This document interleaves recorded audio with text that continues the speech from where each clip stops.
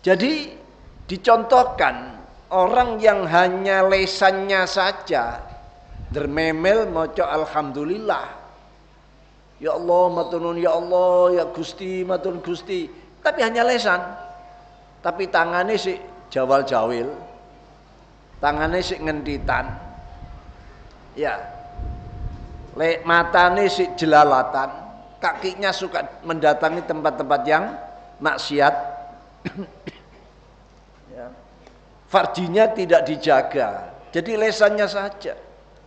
Itu sama dengan orang yang sebetulnya dia butuh selimut, ya, menahan panas dan dingin dan hujan, hanya diambil tapi tidak dipakai.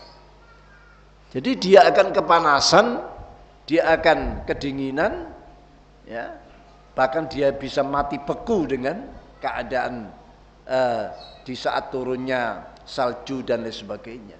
Artinya apa? Tidak ada manfaatnya. Lesan sing dermemel maca alhamdulillah tidak berguna kalau mata, kaki, ya, perut, kemaluan dan semua anggota ya tidak ikut mensyukuri.